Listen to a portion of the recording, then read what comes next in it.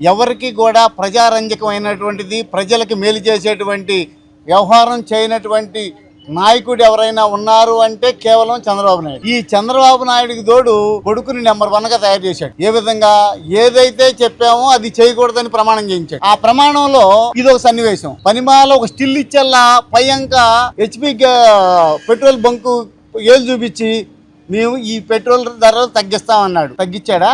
తగ్గించబాగా పెంచాడు. అదే సంపద సృష్టి అని అంటున్నాడు. సంపద సృష్టించి ప్రజలకు ఇయటం కాదు, ప్రజల దగ్గర నుంచి సంపద సృష్టిస్తున్నటువంటి నినాదంతో ముందుకొచ్చేటువంటి విధానం భవిష్యత్తులో మనం ఎందుకు పుట్టాము అనే దానికంటే కూడా మనం పుట్టినందుకు ఏమి చేసాం ప్రజలకు అనే దానికి సార్థకత చేసుకోవాలని చెప్పి ఈ సందర్భంగా తెలియజేస్తూ, అలనాడు రాజశేఖర రెడ్డి గారు కానీ జగన్మోహన్ రెడ్డి గారు కానీ ఎవరైనా సరే ప్రతి ఇంట్లో ఫోటో పెట్టుకుని ఆరాధించాలనేటువంటి సంకల్పంతో ప్రతి ఒక్కళ్ళు కూడా పనిచేసినటువంటి విధానం 40 సంవత్సరాల పాటు రాజకీయాల్లో 20 సంవత్సరాల పాటు ముఖ్యమంత్రిగా ఉన్న 2 పథకాలు కూడా చెప్పుకోలేనటువంటి దుస్థితిలో ఉన్నటువంటి దుర్మార్గ పాలన పరిపాలించేటువంటి చంద్రబాబు గారు, మీరు చేయవలసింది కాంట్రాక్టర్లకో నీ పార్టీ నాయకులకో మేలు చేయడం కాదు, ప్రజలకి సామాన్యమైనటువంటి ప్రజలు బతుకు తెరువు చూపించడం కోసం బతకాలే తప్ప మనం